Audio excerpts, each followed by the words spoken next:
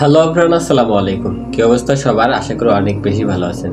আলহামদুলিল্লাহ, আল্লাহর অশেষ মেহেরবানিতে আমি অনেক বেশি ভালো আছি। তো আজকের এই ভিডিওতে আমরা আলোচনা করব মুহাম্মদ সাল্লাল্লাহু আলাইহি ওয়াসাল্লাম এর একটি নির্মম ঘটনা। তো চলুন কথা না বেরিয়ে ভিডিওটি শুরু করা যাক। আর হ্যাঁ, মূল ভিডিওটি অবশ্যই ডেসক্রিপশনে আপনারা পাবেন, চাইলে আপনারা সেখান থেকেও দেখে নিতে পারেন। তো চলুন আর কথা না বেরিয়ে ভিডিওটি শুরু করা যাক। সেই সময়কার অবস্থা ছিল অত্যন্ত কষ্টের। মা ফাতিমা রাদিয়াল্লাহু আনহার ঘরে সামান্য পরিমাণেও খাবার ছিল না। ছোট্ট হাসান ও হুসাইন রাদিয়াল্লাহু আনহু মায়ের আঁচল ধরে কাঁদতে লাগলো, মা আমাদের খাবার দাও, আমরা খুব ক্ষুধার্ত। অন্যদিকে একই সময়ে কুলসুমের ঘরে আনন্দ উৎসবের আয়োজন চলছিল। সেখানে বিপুল পরিমাণ খাবার সাজানো হয়েছিল।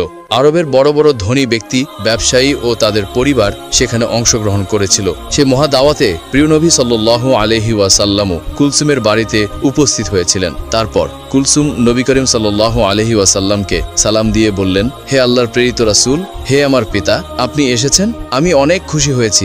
আপনি এখানে বসুন। আমরা অনেকেই জানি, আবার অনেকেই জানি না, কুলসুম ছিলেন ধন সম্পত্তির দিক থেকে অনেকটাই স্বাবলম্বী। পক্ষান্তরে মা ফাতেমা ছিলেন অত্যন্ত গরিব, কিন্তু অত্যন্ত গরিব হলেও তিনি দিন প্রচার এবং ঈমান আমলের দিক থেকে ছিলেন অটল। কেনই বা থাকবেন না? মা ফাতেমা হলেন জান্নাতের সর্দারিনী। তিনি জান্নাতুল ফিরদাউসে সকল জান্নাতি নারীদের প্রতিনিধিত্ব করবেন। কুলসুমের বাড়িতে বিভিন্ন রকমের খাবারের আয়োজন হতে লাগলো। মহানবী সাল্লাল্লাহু আলাইহি ওয়াসাল্লাম বললেন, মা কুলসুম, তুমি তো সবাইকে এখানে আমন্ত্রণ জানিয়েছ, সবাইকেই আমি দেখতে পাচ্ছি। শহরের বিভিন্ন লোক এখানে এসেছে তোমার মেজবানে অংশগ্রহণ করার জন্য। সবাই নিশ্চয়ই ভালো মন্দ খাবার খেয়ে এখান থেকে যাবে। নিঃসন্দেহে অনেক সুন্দর এবং ভালো একটি আয়োজন করেছো তুমি। মা কুলসুম, তুমি কাকে কাকে এখানে আমন্ত্রণ জানিয়েছ? কুলসুম বললেন, হে আমার পিতা, হে আল্লাহর রাসূল, আমি আমার মেজবানে এই শহরের ধনাঢ্য সবাইকে আমন্ত্রণ জানিয়েছি। আব্বাজান, শহরের সকল পণ্ডিত জ্ঞানীদের এখানে আমন্ত্রণ জানিয়েছি। নবী করিম সাল্লাল্লাহু আলাইহি ওয়াসাল্লাম বললেন, তুমি সবাইকে এখানে আমন্ত্রণ করেছো, কিন্তু একজনকে তুমি আমন্ত্রণ করনি। কুলসুম তখন বললেন, কে বাবা, কাকে আমি আমন্ত্রণ করিনি?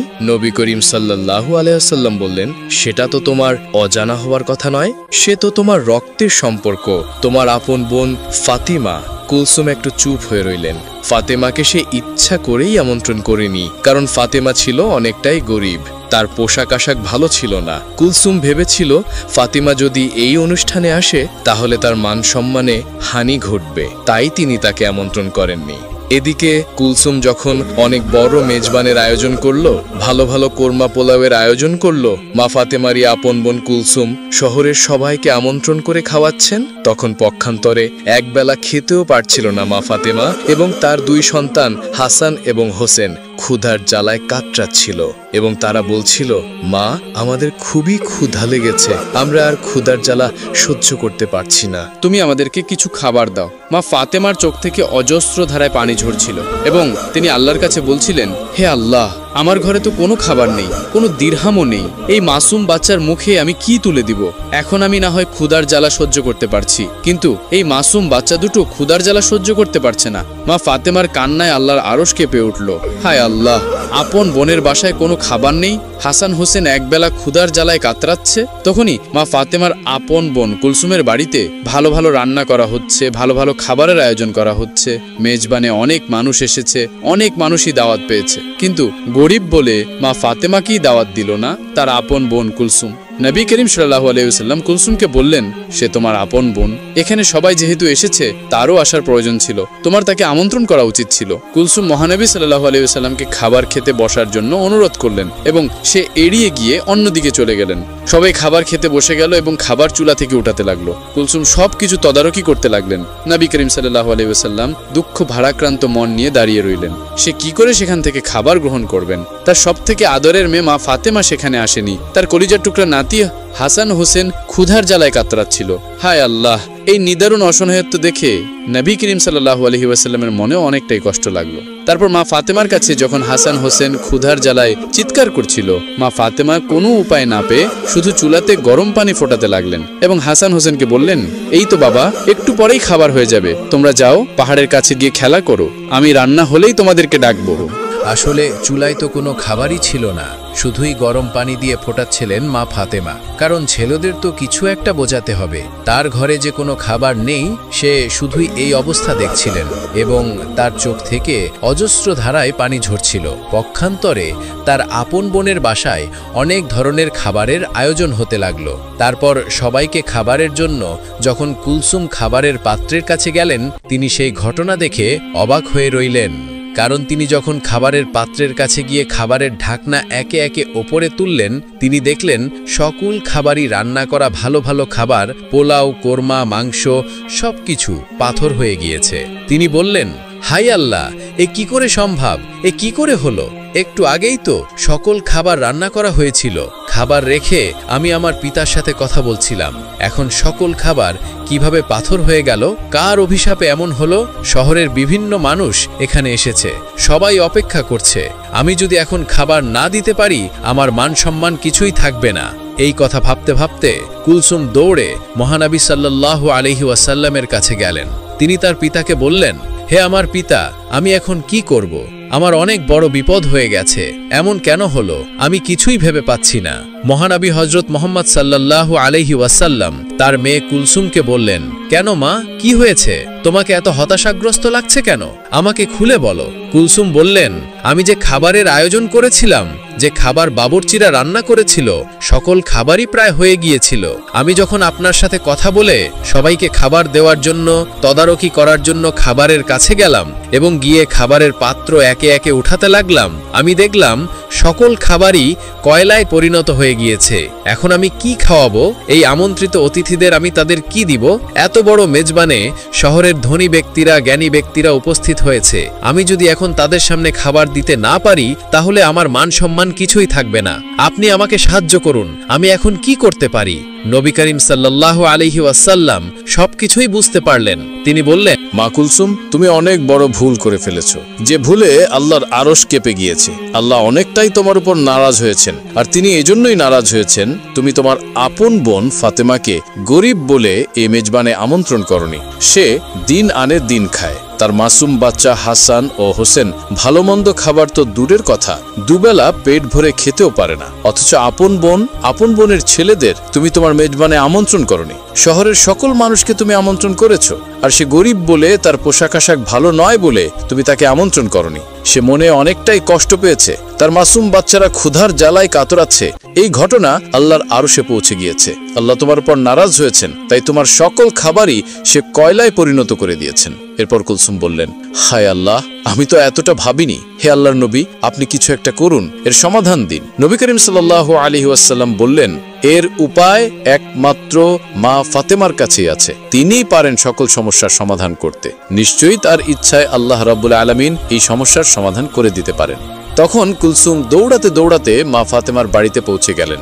সেখানে গিয়ে তিনি মা ফাতেমাকে ডাক দিলেন। মা ফাতেমা বাড়ি থেকে বের হয়ে আসলেন এবং বললেন, হে আমার বোন, তোমাকে এতটা হতাশাগ্রস্ত দেখাচ্ছে কেন? এই অসময়ে আমার বাড়িতে কেন? আজ তো তোমার বাড়িতে অনেক বড় খাবারের আয়োজন, অনেক বড় মেজবানের আয়োজন করেছো তুমি। কুলসুম কান্না করে বললেন, হে আমার বোন, আমাকে তুমি ক্ষমা করে দাও। আমার মেজবানে আমি সবাইকে আমন্ত্রণ করেছি, তোমাকে আমি আমন্ত্রণ করিনি।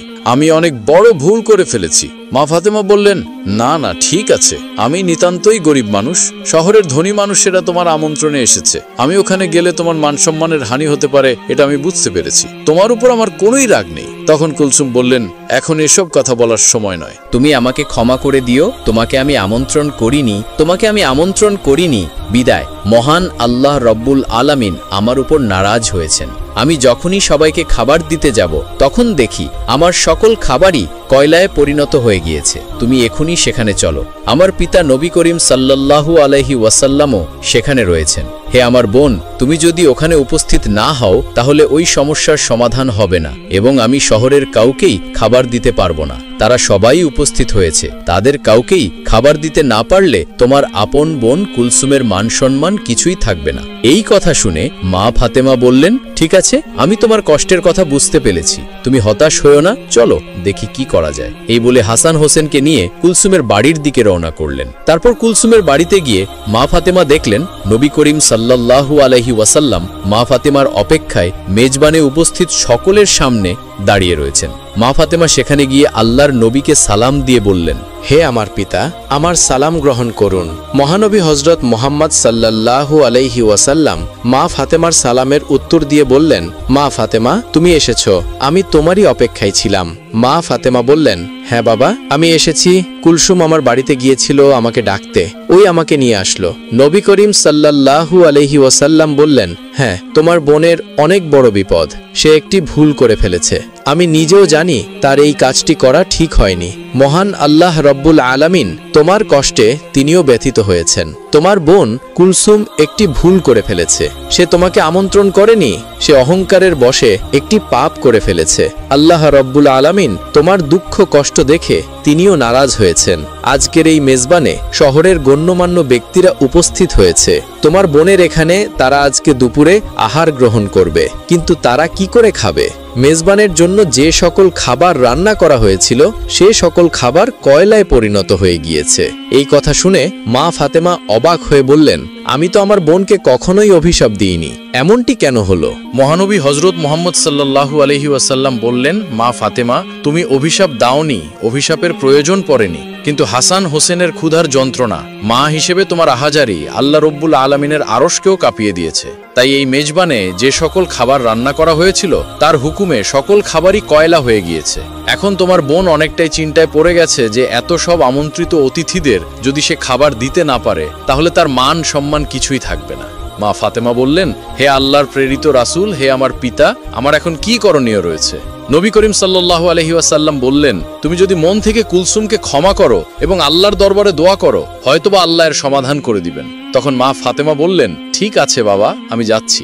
এই বলে যেখানে খাবার রান্না করা হচ্ছিল, যেখানে সকল খাবার কয়লা হয়ে গিয়েছিল, কুলসুমকে নিয়ে সেই জায়গায় গেলেন। আল্লাহর নাম নিয়ে বিসমিল্লাহ বলে মা ফাতেমা সকল খাবারের পাত্র কাপড় দিয়ে ঢেকে দিলেন এবং আল্লাহর দরবারে দোয়া করলেন এবং কুলসুমকে বললেন, তুমি কাপড় তোলো খাবারের ওপর থেকে। খাবারের পাত্রের ওপর থেকে যখন কাপড় সরালেন তখন দেখলেন সকল কয়লায় পরিণত হওয়া খাবার আগের অবস্থায় ফিরে এসেছে। কুলসুম আল্লাহর দরবারে শুকরিয়া আদায় করলেন, মা ফাতেমাও আল্লাহর দরবারে শুকরিয়া আদায় করলেন। কিছুদিন ধরে মা ফাতেমা অত্যন্ত অসুস্থ ছিলেন, সে বিছানা থেকে ঠিকমতো উঠতে পারছিল না। অন্যদিকে বাড়িতে 3 দিন যাবৎ কোনো খাবার ছিল না। খাবার না খেয়ে ও অসুস্থতার কারণে হযরত ফাতেমা রাদিয়াল্লাহু তাআলা আনহা অত্যন্ত দুর্বল হয়ে পড়লেন। শেরে খোদা হযরত আলী রাদিয়াল্লাহু তাআলা আনহুর হাতে তখন এমন কোনো অর্থ কড়িও ছিল না যার মাধ্যমে তিনি খাবার ক্রয় করে আনতে পারবেন। 3 দিন অতিবাহিত হওয়ার পর হযরত ফাতেমা রাদিয়াল্লাহু তাআলা আনহা হযরত আলী রাদিয়াল্লাহু তাআলা আনহুর হাতে একটি কাপড় দিয়ে বললেন, হে আমার প্রিয় স্বামী, আপনার হয়তো মনে আছে আব্বাজান হযরত মুহাম্মদ সাল্লাল্লাহু আলাইহি ওয়াসাল্লাম আমাদের বিয়ের সময় এই কাপড়টি আমাকে হাদিয়াত স্বরূপ দিয়েছিলেন। এটি অত্যন্ত বরকতময় একটি কাপড়। আমার মনে চাচ্ছে না যে এই কাপড়টি আমি বিক্রি করে দেই, কিন্তু তারপরেও যেহেতু আমাদের ঘরে আজ 3 দিন যাবৎ কোনো খাবার নেই, তাই আপনাকে এই বরকতময় কাপড়টি আমি দিচ্ছি। আপনি এটিকে বাজারে বিক্রি করে এর মূল্য দিয়ে কিছু খাবার খরিদ করে নিয়ে আসুন। হযরত আলী রাদিয়াল্লাহু তাআলা আনহু ফাতিমা রাদিয়াল্লাহু তাআলা আনহার কাছ থেকে সেই কাপড়টি নিয়ে বাজারের দিকে রওনা করলেন। তিনি কাপড়টি নিয়ে বাজারের দিকে পৌঁছালেন এবং সেটিকে বিক্রি করার জন্য অনেক ক্রেতাকে দেখালেন। কিন্তু কাপড়টি অত্যন্ত পুরনো হওয়ায় সেটি ক্রয় করার জন্য কোনো ক্রেতাই আগ্রহ দেখাচ্ছিল না। এ কারণে হযরত আলী রাদিয়াল্লাহু তাআলা আনহু একেবারেই নিরাশ হয়ে পড়লেন। তখন তিনি আল্লাহ রাব্বুল আলামিনের দরবারে ফরিয়াদ করলেন, হে আল্লাহ রাব্বুল আলামিন, এই কাপড়টি অত্যন্ত পুরাতন, তাই এটি ক্রয় করার জন্য কোনো ক্রেতাই আগ্রহ দেখাচ্ছে না। আজ 3 দিন যাবৎ নবীজির মেয়ে হযরত ফাতেমা রাদিয়াল্লাহু তাআলা আনহা এবং হাসান ও হোসেন না খেয়ে আছে। হে রাব্বুল আলামিন, আজকে যদি এই কাপড়টি আমি বাজারে বিক্রি না করে এর মূল্য দিয়ে বাড়িতে না নিয়ে যেতে পারি, তাহলে আজকেও তারা না খেয়ে থাকবে। আপনি এই কাপড়টি বিক্রয় করার জন্য একজন ক্রেতার ব্যবস্থা করে দিন। শেরে খোদা হযরত আলী রাদিয়াল্লাহু তাআলা আনহুর এই দোয়ার পরেই একজন ক্রেতা আগমন করল এবং সে তাকে প্রশ্ন করল, আলী, তুমি কি এই কাপড়টি বিক্রি করতে চাও? হযরত আলী বললেন, জনাব, আমি তো বিক্রি করার জন্যই এটিকে বাজারে নিয়ে এসেছি। তখন লোকটি বলল, কি পরিমাণ অর্থ দিলে তুমি এই কাপড়টি বিক্রি করবে?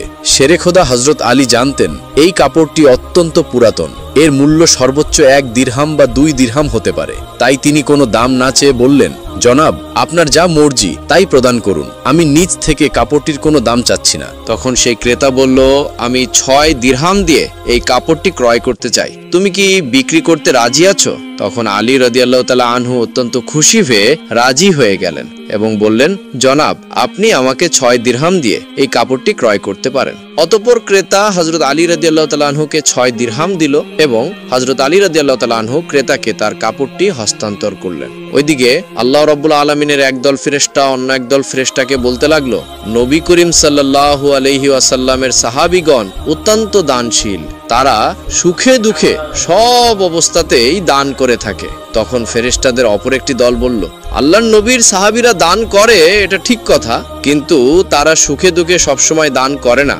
যদি তাদের হাতে কোনো কিছু থাকে তাহলেই তারা দান করে, এবং তাদের হাতে থাকা জিনিসটির প্রয়োজন যদি তাদের নিজেদেরই থাকে তখন তারা সেই জিনিসটি দান করে না। ফেরেশতাদের এই ঝগড়ার সমাধান করতে আল্লাহ রাব্বুল আলামিন তাদেরকে বললেন, হে আমার ফেরেশতারা, তোমরা পরস্পরের মাঝে ঝগড়া করিও না।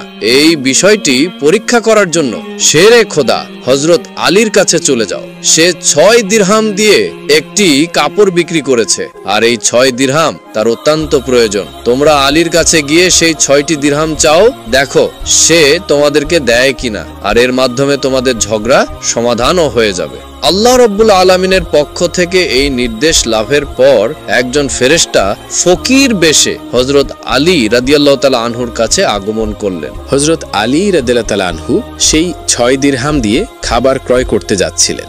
ইতিমধ্যে সেই ফকির বেশধারী ফেরেশতা তাকে বললেন, হে আল্লাহর বান্দা, আজ কয়েকদিন যাবত আমি না খেয়ে আছি। দীর্ঘদিন যাবত না খেয়ে থাকার কারণে আমার শরীরে সামান্যতম নড়াচড়া করার শক্তি নেই। আমি আল্লাহর ওয়াস্তে তোমার কাছে কিছু ফরিয়াদ করছি, যদি তোমার নিকট কোনো অর্থ কড়ি থাকে দয়া করে আমাকে সেগুলো দান করো, যাতে সেই অর্থ দিয়ে আমি খাবার ক্রয় করে খেতে পারি এবং আমার ক্ষুধার জ্বালা নিবারণ করতে পারি। ফকিরের মুখে এসব কথা শুনে হযরত আলী রাদিয়াল্লাহু তাআলা আনহু ভাবতে লাগলেন, হে আল্লাহ, আজ 3 দিন যাবত আমার স্ত্রী ও সন্তান না খেয়ে আছে। 3 দিন পরে আমার স্ত্রী ফাতেমা আমাকে একটি কাপড় বিক্রি করতে দিলেন। কথা ছিল সে কাপড় বিক্রি করে তার অর্থ দিয়ে আমি তাদের জন্য খাবার ক্রয় করে নিয়ে যাব, কিন্তু আল্লাহর এক অসহায় বান্দা আমার কাছে ভিক্ষা প্রার্থনা করছেন। এখন আমি কি করব? আমি আমার স্ত্রী ও সন্তানদের জন্য খাবার ক্রয় করে নিয়ে যাব, নাকি এই ভিক্ষুককে অর্থগুলি দান করে দেব? সর্বশেষে তিনি সিদ্ধান্ত নিলেন যে ভিক্ষুককে এই অর্থগুলি দান করে দিবেন। অতঃপর তিনি মনে মনে ভাবতে লাগলেন, আল্লাহই আমার উত্তম অভিভাবক, এই ভিক্ষুককে আমি এই 6 দিরহাম দান করে দিই। তখন তিনি সেই 6 দিরহাম ভিক্ষুককে দান করে দিলেন। এরপর তিনি অত্যন্ত চিন্তিত ও পেরেশান মনে সামনে চলতে লাগলেন। ইতিমধ্যে দেখা গেল এক ব্যক্তি হযরত আলী রাদিয়াল্লাহু তাআলা আনহুর কাছে একটি লাল ঘোড়া নিয়ে আসলো এবং সে তাকে বলল, হে হযরত আলী রাদিয়াল্লাহু তাআলা আনহু, আপনি কি আমার কাছ থেকে এই লাল ঘোড়াটি ক্রয় করতে চাচ্ছেন? হযরত আলী বললেন, জনাব, আমি কিভাবে আপনার কাছ থেকে এই ঘোড়াটি ক্রয় করব? আমার হাতে কোনো অর্থকড়িও নেই। তখন সেই ব্যক্তি বলল, হে আলী, আমি বাকিতে আপনার কাছে এই ঘোড়াটি বিক্রি করব। আপনি এই ঘোড়াটি নিয়ে ব্যবসা করুন, তারপর ব্যবসায় লাভ হলে আমার মূল্য আমাকে দিয়ে দিবেন। হযরত আলী রাদিয়াল্লাহু তাআলা আনহু তখন ভাবলেন, যেহেতু আমার কাছে বাকিতে এই ঘোড়াটি বিক্রি করতে চাচ্ছেন, তাহলে তা নিতে আমার সমস্যা কোথায়? অতঃপর হযরত আলী রাদিয়াল্লাহু তাআলা আনহু বললেন, আপনি কত দিরহামের বিনিময়ে এই ঘোড়াটি বিক্রি করবেন? সে ব্যক্তি বলল, আমি 100 দিরহামের বিনিময়ে এই ঘোড়াটি আপনার কাছে বিক্রি করলাম। হযরত আলী রাদিয়াল্লাহু তাআলা আনহু 100 দিরহামের বিনিময়ে সেই ঘোড়াটি তার কাছ থেকে ক্রয় করলেন। এরপর ঘোড়াটি বিক্রি করার জন্য বাজারে নিয়ে গেলেন। হযরত আলী রাদিয়াল্লাহু তাআলা আনহু যখন সেই ঘোড়াটি বিক্রি করার জন্য বাজারে নিয়ে এলেন, তখন এক ব্যক্তি এসে তাকে জিজ্ঞাসা করলেন, হে আলী, আপনি কি এই ঘোড়াটি বিক্রি করতে চান? তখন আলী রাদিয়াল্লাহু তাআলা আনহু বললেন, ভাই, আমি তো এটি বিক্রি করার জন্যই বাজারে নিয়ে এসেছি। সে লোকটি বললেন, আপনি কত দিরহামের বিনিময়ে ঘোড়াটি বিক্রি করতে চান? আলী রাদিয়াল্লাহু তাআলা আনহু নিজে থেকে কোনো দাম না বলে সেই লোকটাকে বললেন, আপনি কত দিরহামের বিনিময়ে ঘোড়াটি ক্রয় করতে পারবেন? সে ব্যক্তি তখন বলল, আমি 160 দিরহামের বিনিময়ে এই ঘোড়াটি আপনার কাছ থেকে ক্রয় করতে চাই। তখন হযরত আলী রাদিয়াল্লাহু তাআলা আনহু চিন্তা করলেন, আমি তো এই ঘোড়াটি 100 দিরহামের বিনিময়ে ক্রয় করেছি, আর তিনি আমাকে মূল্য পরিশোধ করতে চাচ্ছেন 160 দিরহাম। অতএব এখানে আমার 60 দিরহাম লাভ হবে। তখন হযরত আলী রাদিয়াল্লাহু তাআলা আনহু বললেন, ভাই আমি আপনার কাছে 160 দিরহামের বিনিময়ে ঘোড়াটি বিক্রি করে দিলাম। সে ব্যক্তি হযরত আলী রাদিয়াল্লাহু তাআলা আনহুর কাছে 160 দিরহাম দিয়ে সেই ঘোড়াটি ক্রয় করলেন। হযরত আলী রাদিয়াল্লাহু তাআলা আনহু তখন যার কাছ থেকে ঘোড়াটি ক্রয় করেছিলেন তাকে 100 দিরহাম পরিশোধ করার পরেও তার কাছে রয়ে গেল 60 দিরহাম। তিনি 6 দিরহাম আল্লাহর রাস্তায় দান করেছিলেন। আল্লাহ রাব্বুল আলামিন তার বিনিময়ে তাকে 10 গুণ বৃদ্ধি করে 60 দিরহাম দিয়ে দিলেন। অতঃপর 60 দিরহামের বিনিময়ে হযরত আলী রাদিয়াল্লাহু তাআলা আনহু বিপুল সংখ্যক খাবার ক্রয় করে বাড়ির দিকে রওনা হলেন। যখন তিনি বিপুল সংখ্যক খাবার নিয়ে বাড়িতে আসলেন তখন হযরত ফাতেমা রাদিয়াল্লাহু তাআলা আনহা তাকে বললেন, হে আলী, আমি তোমাকে যে কাপড়টি বিক্রি করতে বলেছিলাম সেই কাপড়ের মূল্য দিয়ে তো এত পরিমাণে খাবার ক্রয় করা সম্ভব নয়, তাহলে তুমি এই পরিমাণ খাবার ক্রয় করার জন্য অর্থ কোথায় পেলে? তুমি আমাকে আগে এই কথা বলো, তারপর তুমি আমার বাড়িতে প্রবেশ করতে পারবে। হযরত আলী রাদিয়াল্লাহু তাআলা আনহু বললেন, ফাতেমা, আগে আমি বাড়িতে প্রবেশ করি, তারপর না হয় আমি তোমাকে প্রকৃত ঘটনাটি খুলে বলবো। তখন হযরত ফাতেমা তাকে বললেন, আগে আপনি প্রকৃত ঘটনাটি খুলে বলুন, তারপর আপনি বাড়িতে প্রবেশ করতে পারবেন। হযরত আলী রাদিয়াল্লাহু তাআলা আনহু বললেন, ফাতেমা, তুমি তো ভালো করেই জানো যে তোমার স্বামী হযরত আলী কোনোদিনই অবৈধভাবে উপার্জন করবে না। আমি যে পন্থায় অর্থ উপার্জন করেছি তা সম্পূর্ণ বৈধ একটি পন্থা, অতএব এ ব্যাপারে তোমার সন্দেহ করার কোনো কারণ নেই। কিন্তু হযরত ফাতেমা হযরত আলী রাদিয়াল্লাহু তাআলা আনহুর এই কথাগুলো তেমন একটা বুঝতে চাইলেন না। হযরত আলী এবং হযরত ফাতেমা রাদিয়াল্লাহু তাআলা আনহার মাঝে এই ঘটনা ঘটার কিছুদিন পরে হুজুরে আকরাম সাল্লাল্লাহু আলাইহি ওয়াসাল্লাম ফাতেমাকে ডেকে তার দরবারে নিয়ে গেলেন। তারপর তিনি তাকে বললেন, হে ফাতেমা, শোনো, তুমি কিছুদিন আগে তোমার স্বামীকে একটি কাপড় বিক্রি করার জন্য দিয়েছিলে। হযরত আলী সেই কাপড় বিক্রি করে তোমার জন্য অনেক খাবার ক্রয় করে নিয়ে এসেছিল, কিন্তু তুমি সন্দেহ করেছিলে যে আলী এগুলো বৈধ পথে উপার্জন করেছে কিনা। এজন্য তুমি তোমার স্বামীকে ঘরে প্রবেশ করতে দাওনি এবং তাকে বিভিন্ন প্রশ্ন করার মাধ্যমে তার মনে কষ্ট দিয়েছিলে, অথচ তুমি জানতে তোমার স্বামী আলী অবৈধ পথে কোনোদিনও উপার্জন করতে পারে না। হে ফাতেমা, তুমি যখন আলীকে সেই কাপড়টি বিক্রি করার জন্য দিয়েছিলে, হযরত আলী তার জন্য ক্রেতা খুঁজে পাচ্ছিল না। তখন আল্লাহ রাব্বুল আলামিন তার ফেরেশতা হযরত মিকাইলকে তার কাপড় ক্রয় করার জন্য পাঠিয়েছিলেন। আল্লাহর ফেরেশতা মিকাইল 6 দিরহামের বিনিময়ে হযরত আলীর কাছ থেকে সেই কাপড়টি ক্রয় করেছিল।